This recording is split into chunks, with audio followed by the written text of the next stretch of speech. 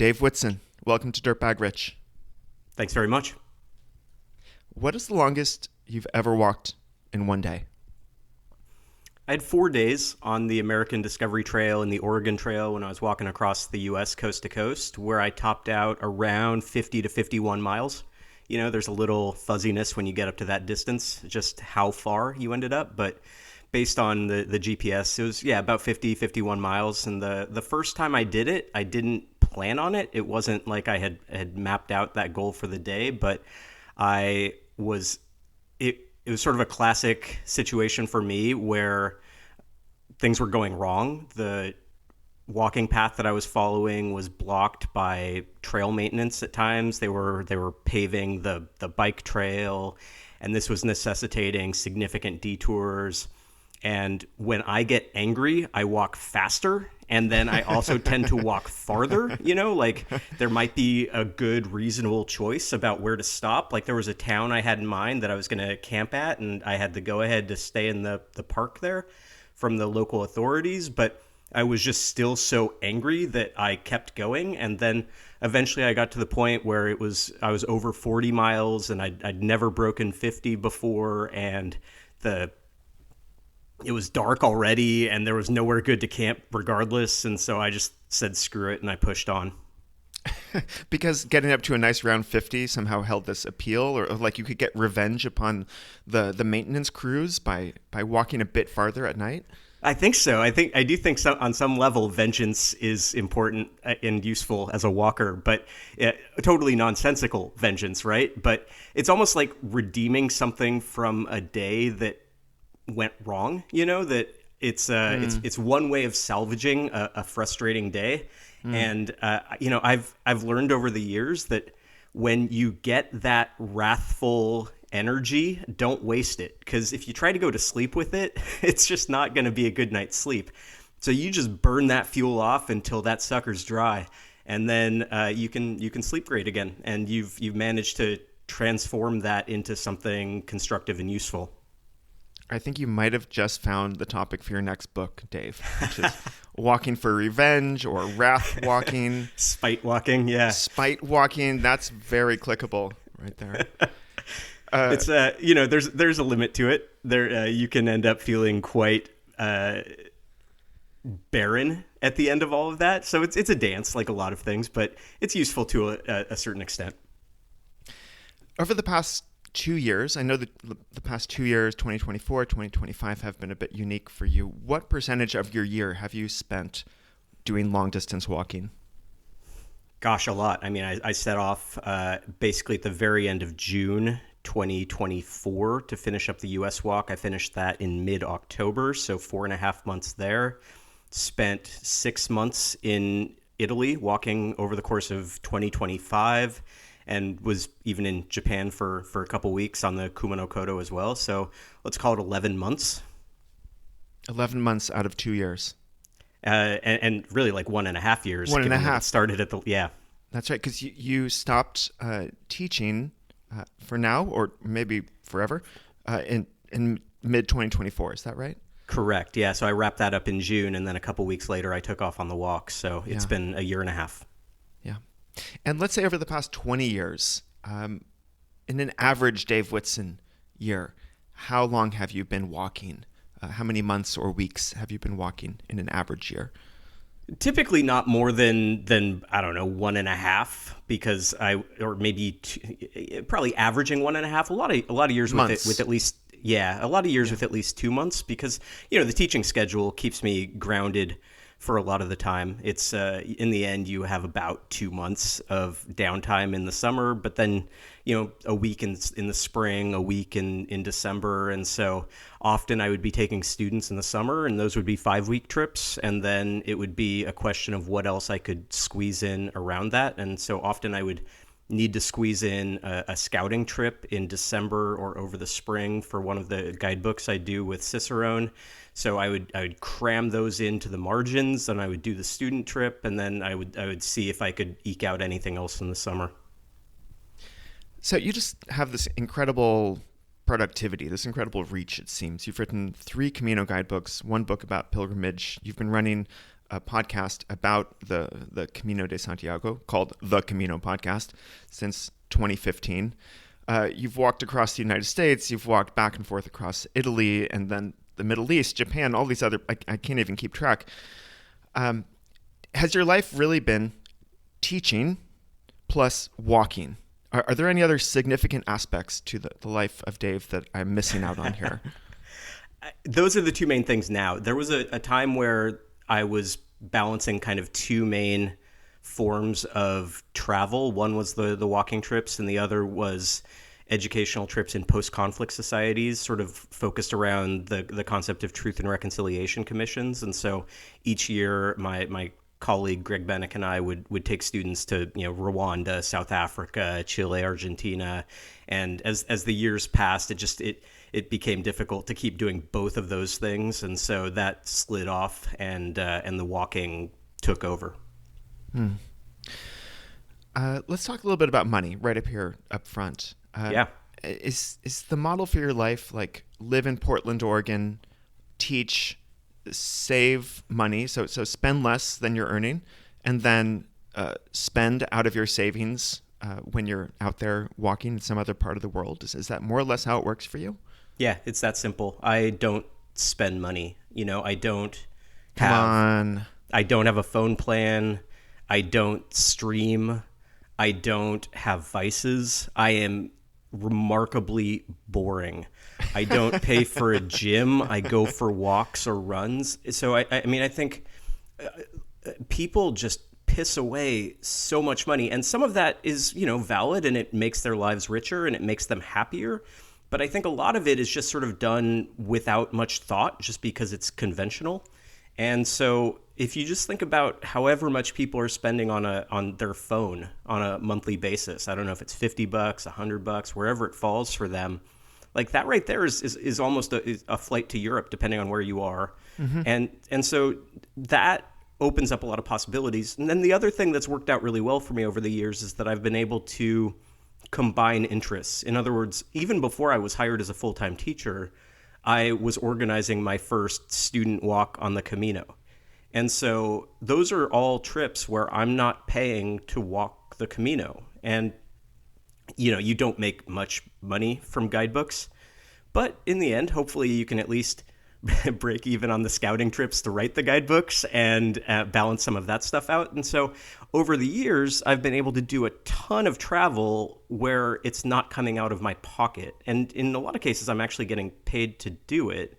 And now, as I've taken this time off to do additional walking, I just have so many miles socked away from all of those trips that I'm not paying to fly even now. So all of that has really worked well in feeding off one another to make things more affordable. As a fellow travel lover and outdoors lover who started a travel company so that I could travel to places I want to travel to and get paid to do it and work with cool teenagers along the way, I'm right there with you. To be clear, do you have any outside sources of funding? Do you have a fantastic, wealthy partner who you live with, family money, something like that? Anything that's making this a lot easier for you? No, I don't. What I would say in fairness is, I come from a middle-class family, and when I quit my first teaching job, it was not a big deal for me to crash on the couch between travel. And when I went to university, I stayed local. I lived at home. My parents and I split the bill. So I had that kind of support over the years. Not everyone enjoys that level of support, but in terms of my day-to-day expenses, it's all on me. Yeah. Let's go back to that time. Did you grow up in Portland? Tell me what you studied and tell me how you kind of transitioned into the field of education. When I was really young, I was in California, spent most of my childhood, early adulthood in the Seattle area. So not in Seattle proper, but on the outskirts. And so I grew up in that area. I went to the University of Washington. I knew right from the beginning because, I was in public school through 8th grade, and then I went to a private school, an independent school for 9th through 12th grade for high school. And I was able to get a scholarship that was huge for me to be able to make that happen. but it was a completely different world because, in public school, the assumption is that if people are going to go to college, they're going to go to the local university, the state school, or a junior college, a community college. And suddenly I was surrounded by people who were talking about these far-flung private liberal arts schools all across the country that cost staggering amounts of money. And it is easy to get swept up in that. I see my students get swept up in that today. But for me, an organizing principle in my life, even as a teenager, was that I am never going to have debt. I am never going to have that anchor around my neck, because I recognized that even as I liked school, I was chafing against the lack of individual freedom, sort of quintessential teenager stuff. Like, I wanted to be free. I wanted to have control over my choices. And I recognized that debt was a massive limiting factor. And so as they went all across the country to go to college, I lived at home and went to the University of Washington. And it's the best choice I ever made, to never have that burden hanging over me. What did you study there? Humanities. I was a history and comparative literature major, and I had this realization my senior year of high school. It was English class, and we were all running class for individual sessions. And at the end of it, I realized that it was the most fun I'd had in a while. That there's something about teaching that you get to become smarter all the time, hopefully, if you're doing it right. Mm-hmm. And there's also a performative aspect to it, that there's a certain high stakes aspect to it, that every day you are going out before a live audience, and it is a discerning, critical audience. And so if you are complacent or lazy, you are going to get some icy glares. And so instead, it pushes me. And that was motivating for me. It was exciting. And then on top of that, I also recognized, as I looked at all of the different possible careers out there, there aren't a lot of them that give you time. There's a lot that give you more money, but not many that give you time. And so I always say, summers off was always one of the huge factors that drew me to education, because time is the hardest resource to get and preserve, and education offers that. Well said. So you could have been a lawyer if lawyers had summers off, or a computer programmer if they had nice parts of the year off. Do you really feel like your career was a bit agnostic to what the content was, as long as the lifestyle opportunity was there? I think so. I think that's fair, because I have had thoughts over the years, that law has a performative aspect to it as well, and there is a certain degree to which it pushes you to learn. The great surprise, the great trick that was played on me when I went into education was that my assumption going in was that having to work with teenagers was going to be the part I got paid for. Every job has the things that you enjoy, and then the part that you're actually getting paid for, because it's what makes it work. And in the end, it was the working with teenagers that has kept me in it over the years and proved to be the most motivating and exciting part of it. So, I do think that if I had gone in other directions, it's possible I would have, after a certain number of years, questioned whether it was fulfilling from a meaning perspective. Mm-hmm. And I have never lacked fulfillment or meaning working as a teacher with high schoolers.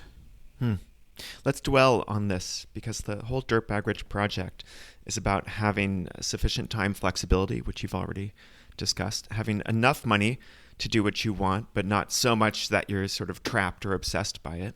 But then also having this purpose, both the purpose that comes from the work that you're doing and what you're doing with the free time that you've purchased yourself. And so tell me what it is about working with teenagers that has kept you in this for so long, and that feels rewarding and feels socially important. The teenagers I work with they're fortunate in many cases, right? At least from a financial perspective. They have more opportunities. They go to a really good school.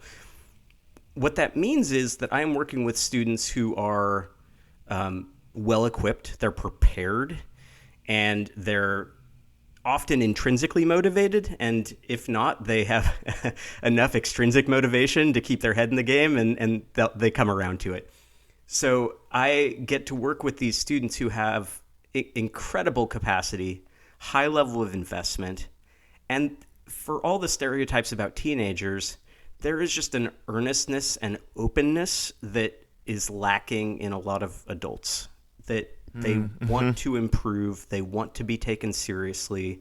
And the nature of being a teenager is that a lot of these profound life experiences, you are going through them for the very first time in those years, which just increases the intensity of the emotional reality of these young people.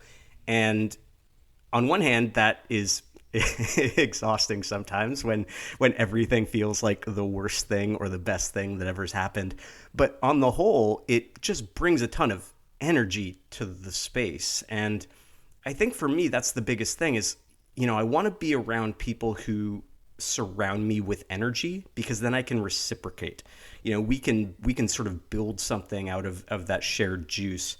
And you don't always get that in other cases. And so the enthusiasm to learn, the openness to be reflective and question their where they are, where they're headed, what they care about, and then just the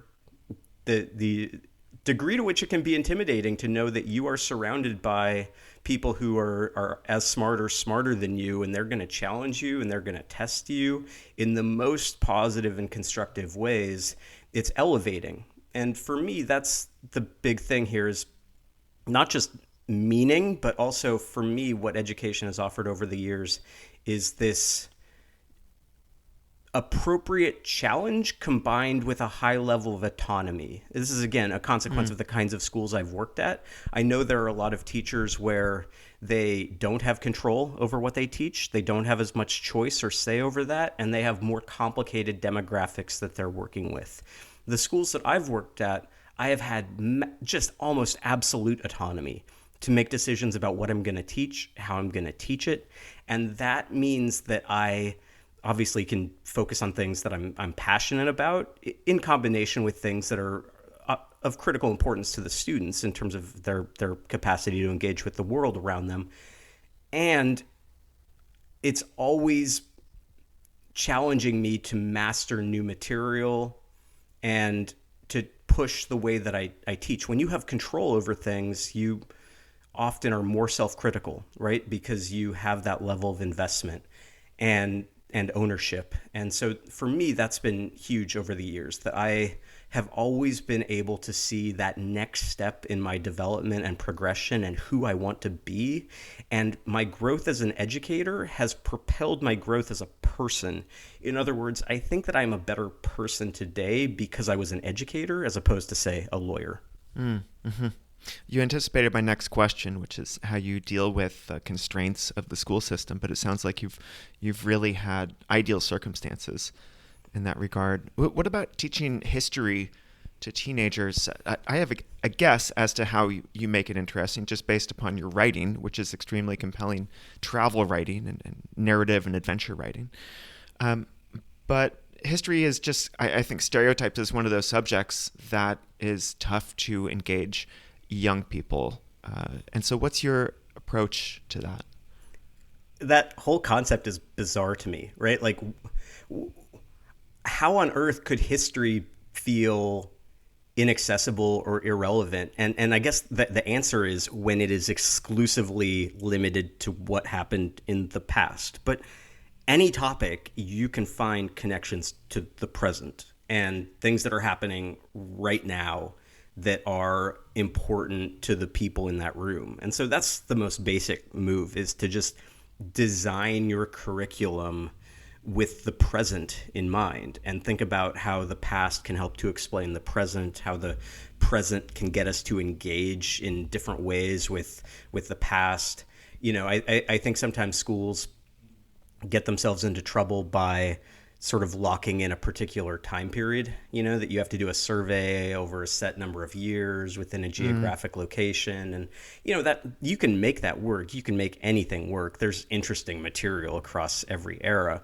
But if you start from a different sort of question or a theme or a topic that you really want to explore in much greater depth, then that's the hook, right? Like, it's not about let's talk about the ancient world, but it might be about how do we actually create a functional democracy? What does that look like?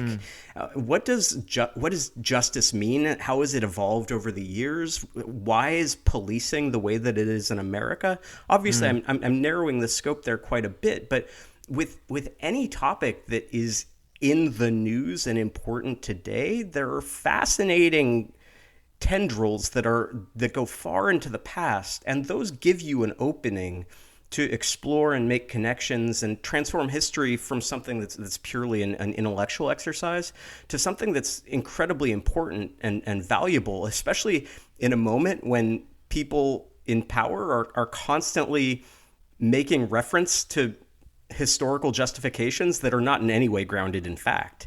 So it's helpful if we can at least become a little bit historically literate in order to make sense of what's happening around us.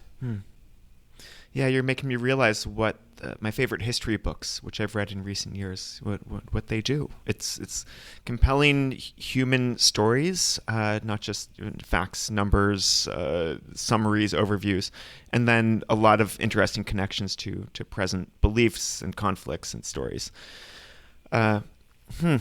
So if anyone goes and reads what you're putting out there on a regular basis, and maybe an irregular basis, it's fits and starts, right? Sure. On your blog or your Patreon or on the Instagram, where you only post when you're actually walking, and then otherwise there's nothing there. Yep. You're a very good storyteller. I'm kind of amazed at the depth of the history that you come together, and it makes me think that there's no way this guy can be walking all day long through Italy or wherever, because he must be sitting in some library asking someone for references and source books to write this post. And so give me a little bit of insight into how you write your travel narratives as you're going. Maybe there's a sleight of hand that I'm missing. No, there's no sleight of hand. It like a lot of things I do, it's pure intellectual brute force, I guess, is a way to put it. That I one thing I'm not great at is efficiency. So I don't, I'm not using AI to give me a draft or anything like that. That would be horrific. So I'm thinking as I walk over the course of the day about what I'm seeing. So it starts by just reacting to what's around me. And so sometimes I'll go through a church and I will see, a corpse, a body beneath one of the shrines in a chapel off the side, and then there will be a small plaque in Italian naming the person, and then I'll get to my destination and I'll see what's out there about that person and try to learn about what the backstory is, and maybe there's a story there, maybe there isn't. There are a lot of dead ends along the way, trying to find interesting angles to write about. Sometimes it will be based on, an audiobook that I'm listening to during the walk. I try to find audiobooks that I can listen to that inform the areas that I'm passing through. And sometimes Libby comes through for me and sometimes it doesn't. But I'm always trying to engage on multiple levels: audiobook, print books, or I suppose electronic books on the road, and then whatever signage or information I can find around me or what people are talking about if I get someone into conversation. So it's always just like, what is the hook? What is the angle that I can dive into today? Because ultimately that's the biggest challenge, especially now that I have been holding myself to this approach across the US walks and the Italy walks. That's more than a year's worth of daily posts or every other day posts. And the thing I don't want to do is end up writing the same thing, on different days. And so always finding some new angle, some new narrative hook. That's the challenge. Have you ever been drawn to the long wilderness trails, or are you more of a go through the old country and still be around people and cities and towns, and more of that hybrid approach to long distance walking? Yeah, the latter. And I suspect my theory is that when you look at the wilderness trekkers out there and the Camino, the pilgrim walkers, you just can draw a lot of conclusions based on what their first significant experience was. If you grow up doing wilderness treks, then I think that that's always going to feel more natural, even if you become drawn to the creature comforts of what the pilgrim roads offer. I was never a wilderness hiker. Like, I never went camping as a kid. That was just never something that was on the agenda. And so the first long distance walk that I did was the Camino Frances, and that shaped my interests, my preferences, but also my background in terms of the humanities, a history teacher. It makes sense that I'm also drawn to walking through places that have that historical significance. Not that natural sites, that wilderness areas lack historical significance, but the narratives are more obvious and compelling for me when I'm passing through towns along the way, and then also beautiful parts of areas of walking as well. So I've never been drawn to it. The walk across the U.S. forced me to grow, that I was walking through longer stretches where there was no civilization, like Wyoming. And so I would have, 3-day stretches where there wouldn't be anything. I got used to having a bivvy and a sleeping pad in my pack. And I've brought that back to pilgrimage now, where I'm comfortable just sort of alternating. But at the end of the day, like, I'm soft. I marvel at people who do wilderness treks for weeks and weeks at a time and endure the hardships of that. I have great admiration for it, and I've just never pushed myself in that way, and I've never been compelled to. I really find myself thinking about the social needs of someone, and I think a lot of the long-distance wilderness walkers are really they're interested in going on an interior journey, maybe figuring something out, a lot of contemplation, and are seemingly content to meet a few other people along the way who are probably pretty like-minded, pretty demographically similar. Just like the level of fitness that you need to do something like that makes people pretty similar. When I did my first, I come from a definite wilderness bias background, and when I did my first Camino del Norte and the Primitivo in 2017, I thought, oh my gosh, there are so many different people from so many different backgrounds who are walking with me. And of course, the people who are walking the same pace as me, that's already something that will create our own little bubble. Yeah. But then getting to meet people along the way, it was just such an incredibly rich social experience. And unlike you, I'm just not that much of a history or culture buff. I like speaking Spanish to people, and I like kind of discovering little interesting tidbits here and there, but I'm very content to just be an ignorant walking person who meets nice people along the way and has really interesting conversations with them. And that is what drove me off the Pacific Crest Trail after just 3 weeks of hiking when I was age 22. I could handle sleeping in the dirt and on a thermarest and the not showering and the eating repetitive foods and all the exposure to the elements. But it was the lack of like meaningful, deep, and varied social interaction that I believe really sent me fleeing from that environment and straight into a summer camp. That's where I went. Yeah, that's a very different experience. Yeah. Let's go back to this moment where you had finished university and you were not yet a teacher, but you created this chance for yourself to take a group of high school students hiking on a Camino. Can you just tell me that story?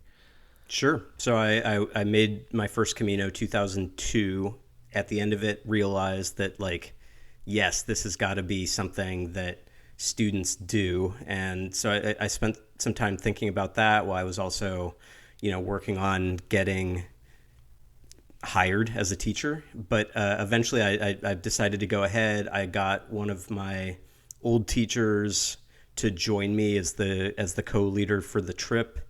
And I got approval from my old high school to come in and pitch the trip. And I mean, this is the wild thing, Blake, is just imagine you've got this guy in his early 20s. He's not employed anywhere as a full-time teacher. He comes in and says to, all of these interested students, and then later on to all of the parents, all of these parents of these teenagers, a guy in his early 20s comes in and says, let me take your kids out of the country for 5 weeks. we're going to go walk across this route that nobody in America has heard anything about. Nobody knows anything about it, because that was the case with the Camino in 2003. And give me money to do that. And it's going to be great, I promise. And we had more people apply than we had spaces. I don't know how it happened. I don't know what made it work. I'm sure the biggest selling point was that I had my colleague who had credibility, whereas I was just, the talking head. But it came together so quickly, so easily, so seamlessly. And then, there were some bumps in the road the first handful of days walking, but by the end of the trip, when we were walking back from the lighthouse in Finisterre, the kids were already talking about what are we going to do next summer. And so that was just a sign of how well it worked, that everything that I had hoped the Camino could be as a learning experience for young people, it immediately proved to be the case in every regard. And there's a risk to taking something that you love, an adventure that you had, and then trying to become the provider or deliverer or facilitator of that adventure. How did this work for you? Yeah, that's a good question. On one hand, I think it helped that I'd only had one experience on the Camino at that point. I think that if I had spent 10 years on the Camino doing all this different stuff, and then I thought, I'm going to bring in high schoolers now. I think that probably would have been higher risk, just because I would already have such an established relationship with it. Whereas in this case, I barely had a relationship with the Camino, because, the first time on the Camino, it's so hard. It's like, for me, looking back, that's such a different experience than all of my other Caminos, because I had so much self-doubt, questioned so much about whether I was going to make it. I was managing a lot of pain. I just didn't know what I was doing. And so when I took students along, it was almost like, I'm going to grow with the Camino at the same time that I'm going to grow as a teacher. And so those two processes were mutually intertwined, and they unfolded in unison. So, I think for me, that's been a powerful thing, that those two parts of my life grew together. But what I would say was hard was, anytime you go into something, you have a vision of how it's going to work. And I had this vision that it was basically going to be school on the Camino. And so I had prepared all of these lectures, and we were going to get together and have these group meetings every day. And it was going to be intensive learning along with the walking, along with everything else. And by the time we got to the end of the third day of walking in Pamplona, the wheels were falling off. Mm-hmm. Everyone was exhausted. We barely made it through that day in one piece. My co-leader was just like, I don't even know if I can maintain this. And he was throwing out the idea of I think we probably need to take a day off. I think we probably need to, think about restructuring some of these other things. And I vividly remember going to sleep that night in Pamplona and just thinking this whole thing was about to crash and burn. And so, I had to make some difficult choices. And I think the most difficult thing was to know what to let go of and what to hold very firmly to, even in the face of that doubt from my co-leader and maybe some of the students, because sacrificing those things would cost too much in the end, and that knowing that we could push through it.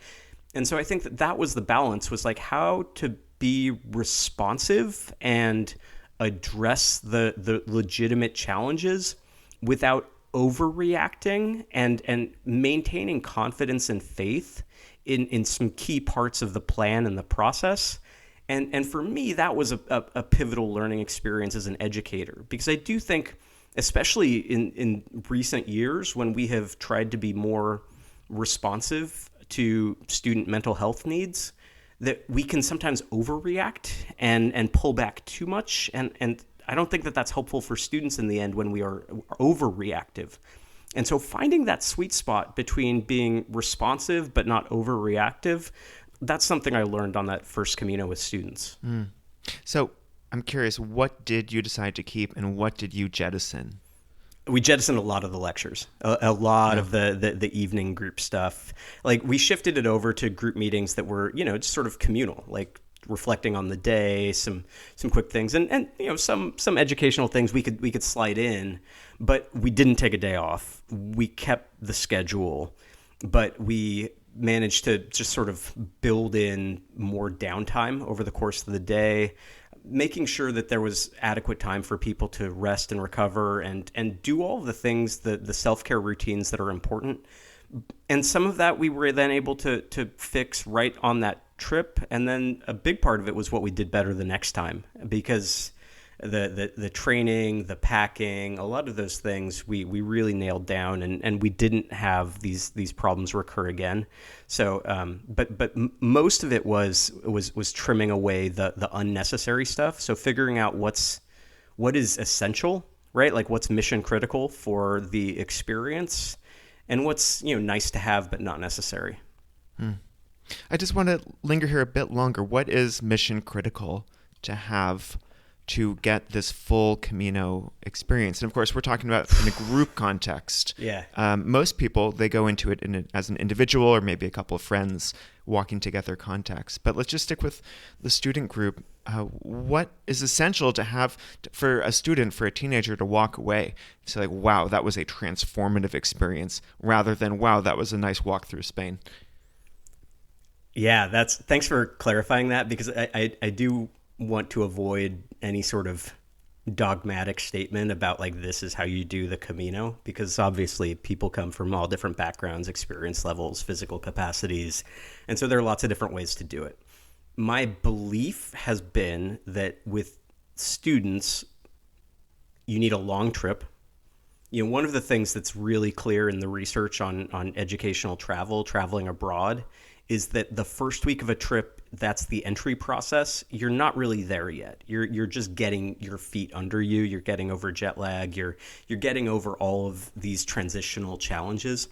And the last week of a trip, you're not really there either, because you're already thinking about home and you're making plans and what you're going to do and who you're going to see. So if it's a 2-week trip, you're barely ever really firmly grounded in the place. So the starting point for me was it has to be a long trip. So 5 weeks, 500 miles, like that's always been the benchmark. And so that's a starting point. Like they have to have enough time so that they aren't looking back or forward, but they are just there. They are present in the moment. And second, I really do think, obviously there are exceptions to this, but getting them through the walk day after day after day, I think is really important. It doesn't always happen. Like on more than half the trips, we've had someone who we've needed to taxi ahead because, they were really sick for a day, had like really serious cramps, had some sort of injury that they were managing, tendonitis or whatever. But there are a lot more days where we just go slower. Maybe I carry a student's pack for a while, where we just like aggressively deal with all of the maintenance that is required to get through it. Because what I want the students to get out of the experience from an individual perspective is that self-belief, that recognition that I took on something hard. Maybe it was something I didn't really believe I could do.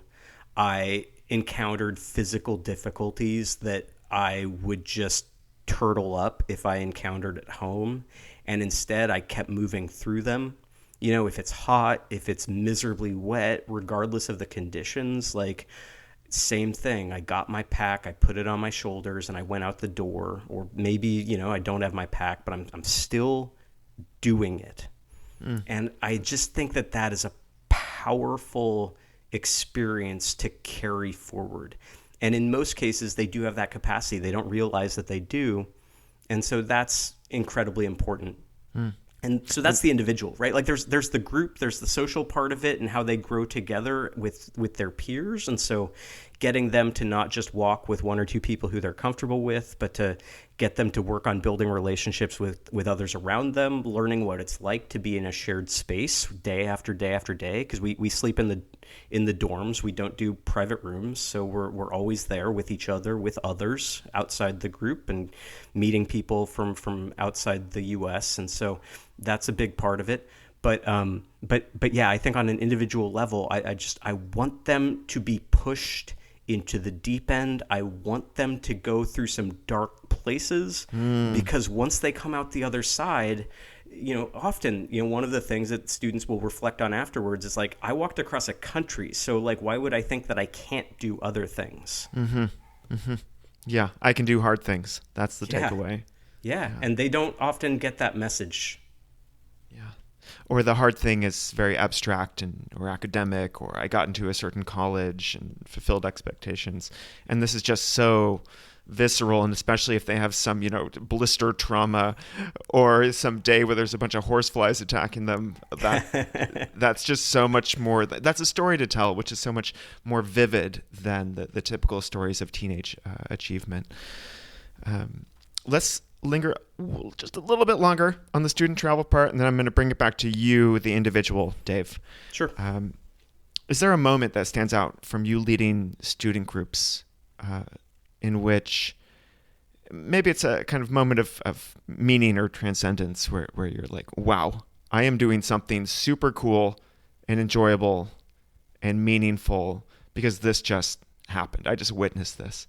And maybe it could be something super small, but I'm curious if anything immediately pops into your head. There's recency bias here. So the most recent student trip I did was a smaller one. Like I said, I prefer 5 weeks, but got to go back to my old school, help out with a walk on the Kumano-Kodo in Japan. So that was a 2-week trip. And this relates to what I was just talking about in terms of the physical endurance. But we had just an absolute monster of a day. Just a day. I mean, I think it was 7,000 feet of elevation gain and loss over the course of the day, because we had to combine 2 stages because there wasn't accommodation for a group our size on that particular branch of the Kumano-Kodo. And then, sure enough, we had really good weather the entire time. And then that day is the day when it was a downpour all the way through, beginning to end. And this was the second last day of the trip. So some of the students by this point were pretty strong, but a lot of them were were a little raggedy, because the Kumano-Kodo is basically just nonstop up and down. And it's a lot of like rocky descents and steps to climb up. So it really does do a number on the knees and the joints. And so some people were a little bit chewed up by this point. And so it didn't help that it was wet and it was cold, and you got to worry about leeches falling off of trees onto you. And one guy in the group just had just the worst knee pain that you could imagine. And this was a day where we didn't really have a bailout. It was very rural, and we were just going to have to push through it unless it was a real emergency situation. And so I stayed at the back, and I watched him just stare in horror when we would come to another steep ascent, or even greater despair when that would become a sharp descent. And every time he would just stare at it silently, and he would summon his will, and then he would push through it. And he did this time after time after time. Another student was just sort of staying there with him the whole time, and that student had managed some nasty chafing that day. But he was cold, but he was not going to leave his friend's side. And a third one had carried a bunch of food, and she just kept throwing food at him every time we paused. It was like, here's another snack from the bag, and just sort of like kept him moving forward, kept getting his mind off of the intensity of the pain that he was managing. And by the end of the day, like, he was right there with the rest of the group when we made the final descent into town. We'd had a little concern, just given the length and challenge of the day, that we might not make it within the time frame when dinner was served. We managed to get there like earlier than we could have reasonably hoped we would make it, given the challenge of the day.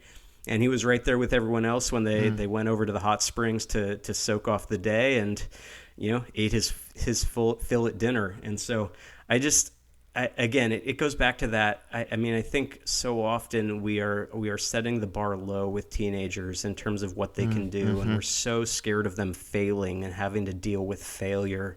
And here was a day where every single one of them can look back on it and think about this incredible challenge they tackled, And for that group of three in particular, the way that they held together and that the two got the other one through, because it was cold and it was wet, and I'm sure they would have loved to have a longer break sitting down, but they didn't. They stayed at the back and supported their peer through, and that was, every bit as admirable thing, a thing to see as what the injured student was navigating.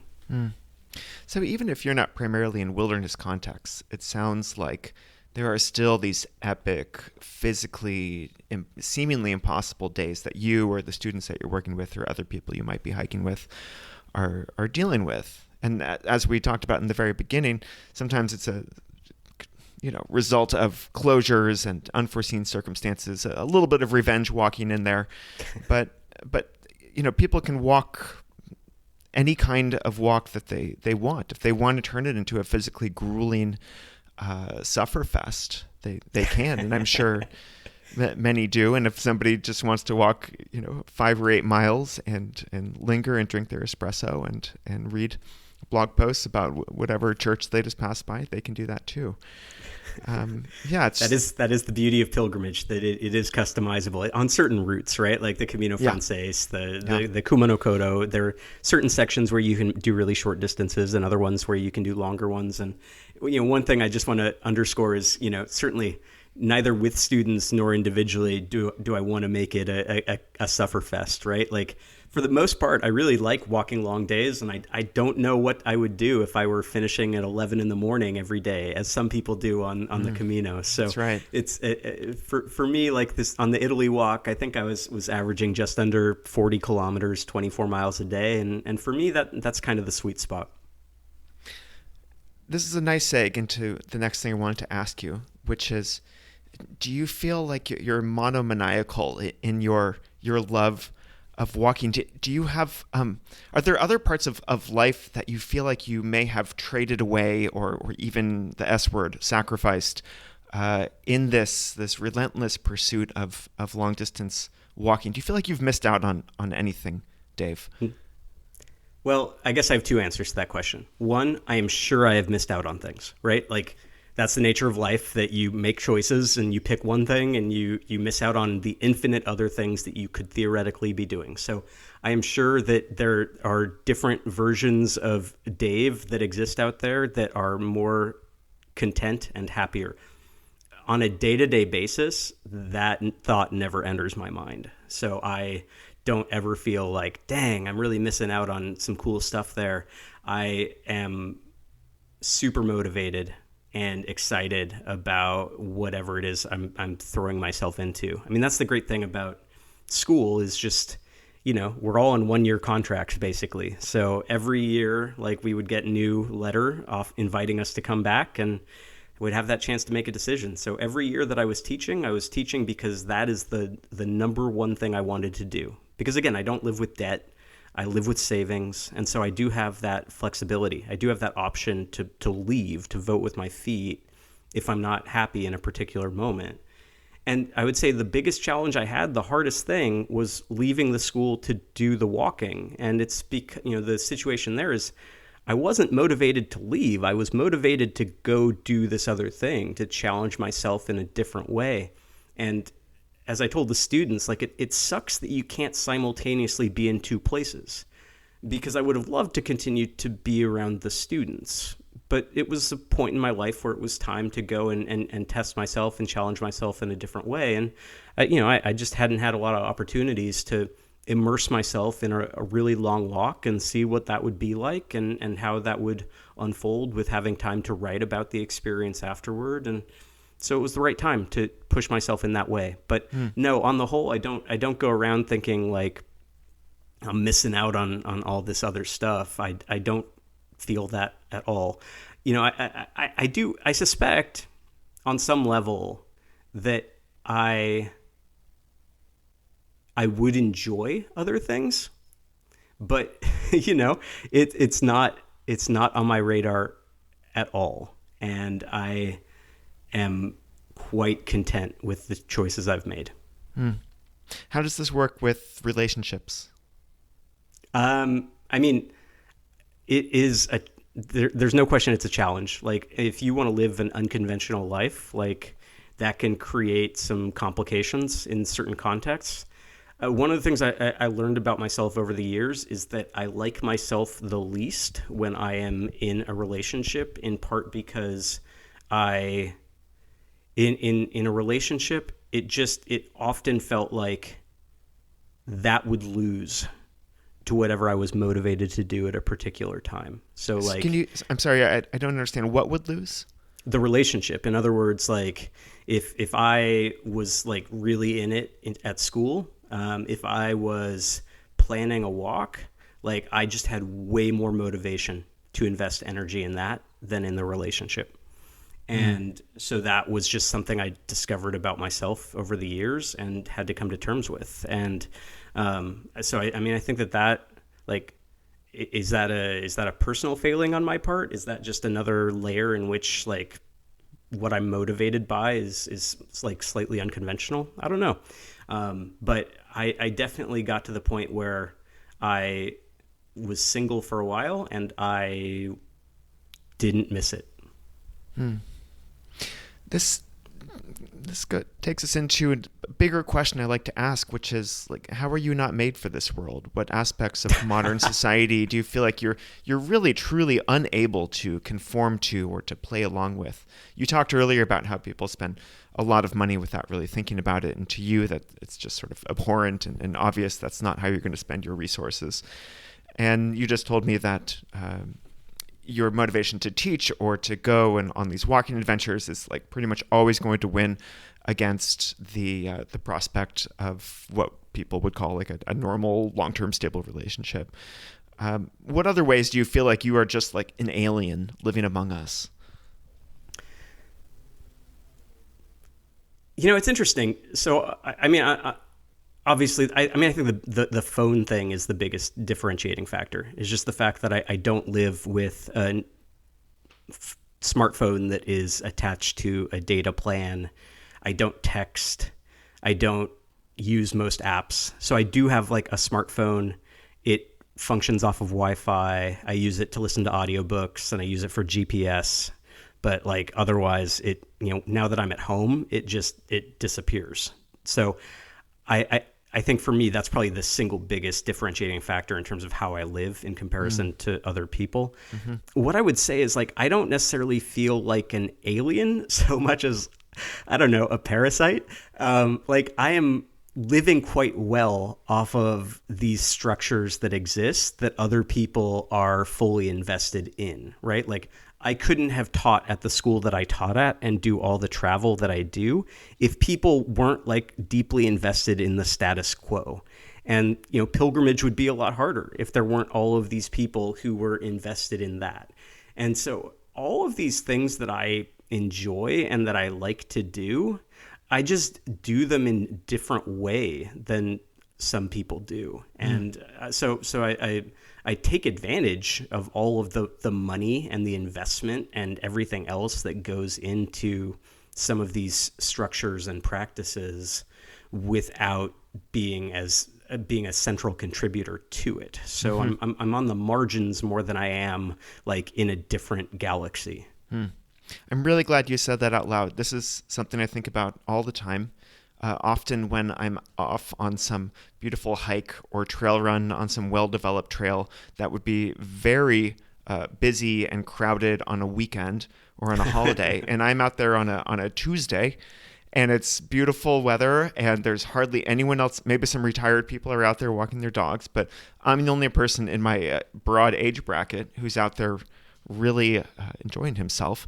And I'm like, I'm really glad that not that many other people have highly flexible work like I do.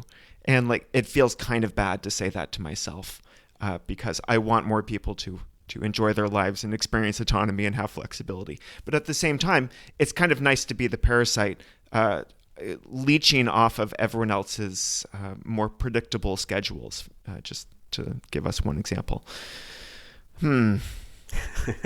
The parasite. You called yourself a parasite. I appreciate that, Dave. Got to be honest about these things. And, some parasites are important. That's right. Does it feel like your life is not working in a long-term sustainable way? Are there any big unanswered questions or unresolved things that you're still dealing with? Um, well, look, not to spin this in a weird direction, I am always mindful of death and that death is out there somewhere. And so like, you asked me the age question. I literally never think about that. I don't want to think about it. I don't celebrate birthdays. So I know that it's out there. I know that at some point, like, I'm going to start tipping past my sort of peak abilities as a walker. At some point, like, I'm going to actually get sick and get injured. And I live in a country where I'm going to have to figure out healthcare, which is something that I just sort of shoved to the side when I quit my teaching job. If I lived in literally any other developed country, that wouldn't be something I have to worry about, but it's something that I have to think about here. So, I mean, I think that is the single biggest factor that will shape some of my decisions here, not too far down the road. Like, this is not something that I can do forever, if for no other reason than the healthcare situation in America. Mm-hmm. But, other factors will inevitably come into play as well. But so I mean, I think that's the variable, is just like, being old in America is expensive. And so I can be cheap and middle-aged in America, no problem. But there's a tipping point. When you've been walking in Europe, or let's say anywhere else, have you met any really old walkers who just say, this is what I'm doing until, my legs will literally not work anymore? And if so, how old were they? So I may have encountered them. I may not. I haven't gotten into a conversation with them, but I know it's out there, because there's a book by Ian Reader, who I interviewed for the podcast. I think it's Pilgrims Until We Die, about this phenomenon in Japan of people just going to the island of Shikoku and just walking around and around and around into old age. And there are some people who are known on the Camino for just essentially being homeless and just walking the Camino all the time. So it's something that some people have decided to pursue, and, there are worse ways to spend your golden years. Do you see yourself in that sort of vision?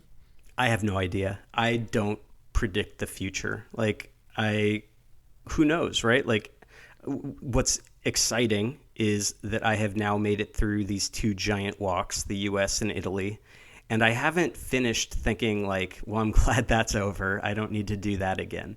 So I haven't burned out on it. I still really enjoy it. But I'm also cognizant of the fact that, like, I'm still at a point where the walking is easy for me. And what will it be like when the walking is hard for me?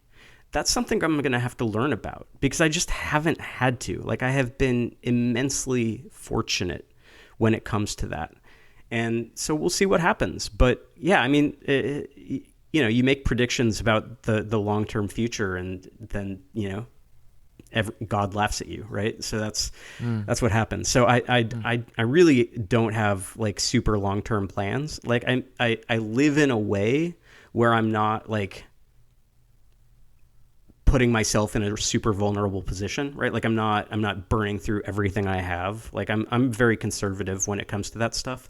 So like, I know that I'm still in a good position for moving forward, but I really have no idea what I'll be doing 5 to 10 years from now. What's on the horizon in terms of next walks? I know you're hunkering down to write about Italy and finish writing the book about the American Discovery Trail. But beyond that, anything you can share with us?